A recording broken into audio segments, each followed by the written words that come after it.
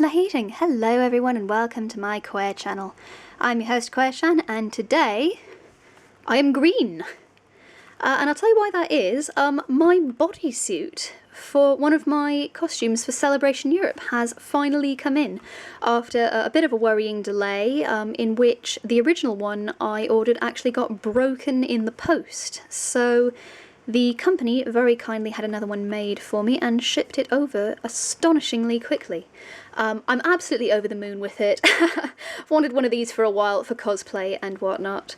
I'm not going to tell you what I am, what I'm going to be at Celebration Europe. I imagine it's probably not going to be too difficult to actually guess. If you'll be there next month, you'll see me. If not, you'll have to wait for the after pictures. For now though, I'm going to have a green review. See how it goes. I hear it's not easy. No, today of course we are continuing our look at the series of Hasbro Neimoidian figures and continuing today with what is probably, in my opinion, the best Neimoidian figure made to date. It is of course Daultay Dofine. Now, this is a figure that for the longest time has been on so many collectors' wish lists. Why is it not focusing? There we go. Has been on so many collectors' wish lists along with Tae Hao, amazingly, and I think for a time Gil Ramos Libcath before he was retconned as Rune Hako. Right, what is going on here? Sorry about this, my camera's not being very kind today. There we go. There were loads of rumours over the years as to when or even if this figure would ever get made, and then lo and behold, during the vintage collection, what is possibly the greatest line of Star Wars figures ever made, and still at okay prices, we have the first Neimoidian in what was at the time non-Lego 6 years. The only Neimoidian released prior to this was his cousin Daultay Dofine, which I covered in a past review.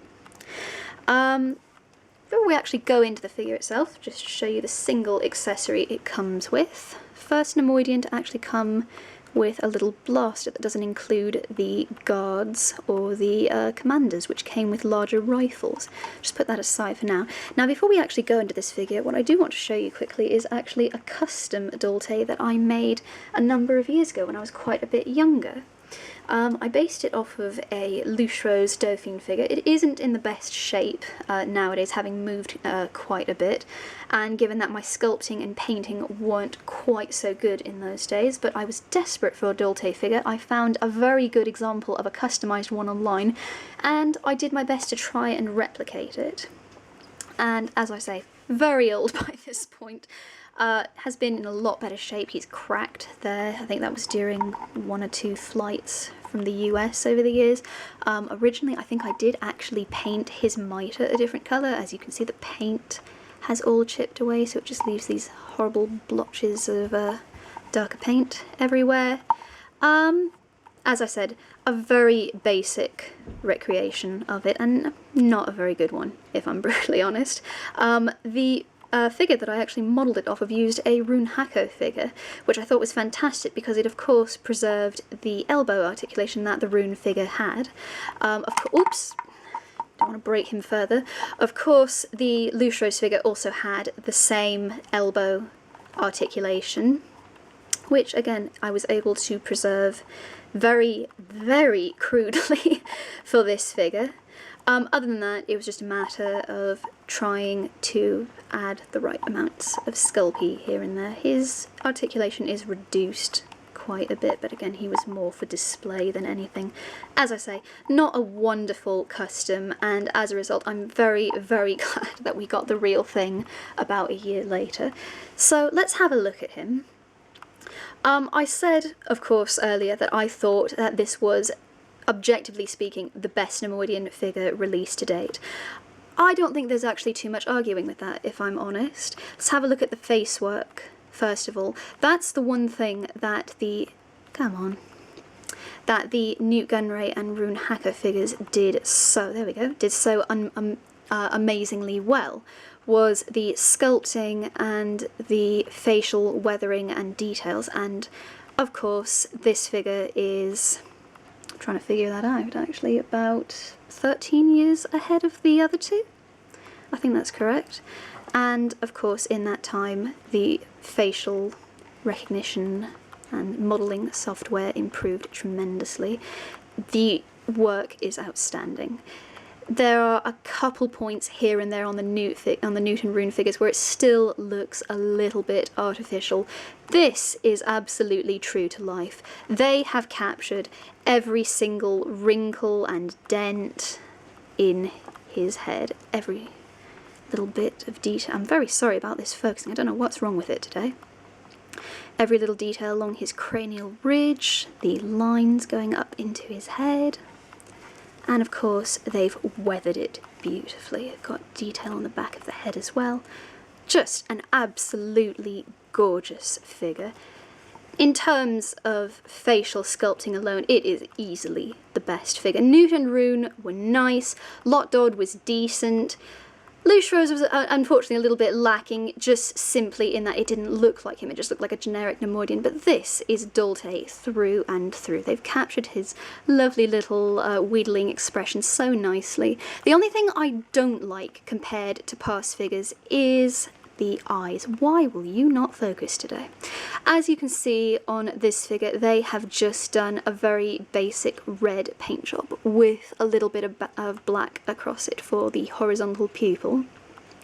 What I think could have improved this tremendously was very much what they did on the rune figure and on the test shot Lot Dodd figure, which would be to add a little bit of gold highlighting here and there, because if you had a proper look at a Neimoidian's eyes, you will see that they're not actually this blood red colour, they're golden. They have these different hues of orange and gold and different reds, and the orange is actually due to iron buildups in the eyes. So a little factoid I read, I think actually in the one of the Lego dictionaries. Have a look at the robes, of course, one thing I forgot to mention, his removable hat, which is fantastic. I think the Neimoidians are always so much better when you can actually take their hats off and play with them. Only other Neimoidian figure that, actually besides the warrior and the commander figures, to actually have a removable hat, the only one is Lot Dodd. So have a quick look at the robes. Unfortunately, it's sort of a double-edged sword with this. On the one hand, they've used soft goods, as you can see, and I think they've actually used it quite well on the Daultay figure. There are a number of figures, particularly many of those released within the 2002 to 2003 Saga line, that don't make terribly good use of soft goods. They tend to flow, they don't hold their shape very well, and they just look very out of place compared to, say, a moulded Jedi robe. On this instance, however, I think they are absolutely fantastic. A little bit loose around the sleeve area, but that's alright. Works, more or less. The good thing about it, however, is, as I say, it preserves his articulation. This is a fully articulated Neimoidian, which is a dream come true. He's got full leg articulation, he's got ankle articulation. See if I can actually get it to work with these gloves on. I do apologise if you can hear the rain in the background. It has been deluging here for the past 3 days. I'm surprised I'm not underwater already. There we go. Got some nice ankle articulation, got very funny shoes. He's got knee articulation, he's got full leg articulation under his robes, compared to Lot Dodd, which just, and actually Loose Rose, which just had a solid lump of plastic underneath, representing the legs, and Newton Rune, which had very, very basic articulation and very useless articulation under the robes. So, as I say, on the one hand, the soft good robes do absolutely preserve the articulation on this figure. On the other hand, do you really need articulation with a Neimoidian? Daultay never sits or really does anything in any of his scenes. He only ever stands. So really, actually, if they were to make a Tae Hao figure, for example, hint hint, from the Daultay body model, it would be a fantastic idea. You could have Tae sitting or standing. Funnily enough, I was actually very curious before this figure was released to actually see what a Neimoidian would be like when sculpted in soft good robes, and I can say with absolute certainty I so much prefer it to the solid robes. You don't get the moulding or the weathering of the details, but you do get proper mobility, which again, absolutely fantastic. And I do like how they've sculpted the outer robes in solid plastic as well. It not only helps the soft good robes to maintain a bit of shape, but it adds that extra bit of detail that you probably couldn't get with more soft good robes. The only really big downside with this is, again, you don't have very much detail or weathering.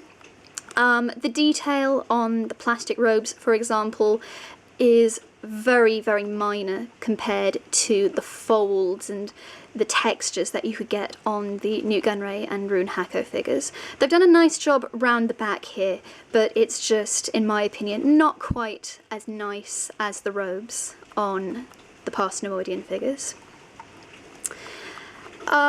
This actually comes off. I'm not going to take it off because it involves beheading him, but I have actually used the Daultay figure as a base for a number of customs, and I've seen a couple of Tae Hao customs which use his base and are done incredibly well. So very much like his cousin, he serves as very good custom fodder. Underneath, he's got a plastic upper body and, as I said, soft good robes. So he does work well both as a collectible figure and as custom fodder. The only, well, really bit of a downside, I don't know really what to call it, but I guess it's a bit of a downside compared to his cousin, which Lustros can be found quite cheaply online. Daultay, on the other hand, is quite a bit more expensive, particularly because he came from the vintage collection set, which was already starting along the the figure price hike. I believe they were about $12 for a single figure at their highest, which for this quality of figure is not bad. Not ideal, but not bad. And as a result, like many other figures in the vintage collection, Daultay is quite expensive. I think at this point you'd be probably hard-pressed to find him for under $20. If you're in the US, I don't even want to think about how much that would be, how much it would be in the UK. Funnily enough, though, there was, from what my experience, a huge discrepancy between how many of these were actually stocked between the UK and the US. From my experience going to a Toys R Us in the UK, there were absolutely loads of these. I probably saw 5 or 6 on one shelf on one occasion, and I ended up going to the US about 2 weeks later for a uni holiday, and I couldn't find him anywhere. I had to go to about 3 different shops before I could find even one, and even then it was the very last one. So probably the only Neimoidian ever released that has actually not been a peg warmer. And I dare say a Neimoidian figure that has gotten quite a lot of good press compared to the other figures, particularly since Nute Gunray and Rune Hako. And of course, as you can see, he absolutely deserves it. It's a fantastic figure. It's, as I said, been on fan lists for a very long time. Quite simply, you don't see figures like this anymore. Hasbro has very much turned back to, of course, 5 points of articulation, and they don't do that many obscure characters anymore. So Daultay was very much the end of an era when it comes to Star Wars figures, and I can only hope that it comes back at some point in the future. Doesn't stand very well, unfortunately. That's the other downside of soft good robes and having such small feet. Read into that what you will. Overall, though, an absolutely fantastic figure. I think it's an absolute must-have for your collection, whether you're just collecting the figures as a whole or the vintage collection. I think he's a must-have. I think he has been long in the making and is just a fantastically good figure, and just a very good example of an obscure character and a wished-for character done very, very well. And again, I can only hope they do the same with, at the very least, Tae Hao, because she has been seriously neglected by Lucasfilm. That's all I have to say about this figure for now, though. I wholeheartedly recommend picking one up if you can find one for a good price. And as I say, they make great custom fodder. Oh, they do fall over though quite easily. I do have to balance him using the other Neimoidians, but then again, that's Daultay for you, isn't it? For now though, thank you very much indeed for watching. Hit like, hit subscribe if you haven't already, plenty of more videos on their way. For now though, I've been Queer-chan, you've been amazing, thank you very much for watching, and may the Force and Neimoidians be with you.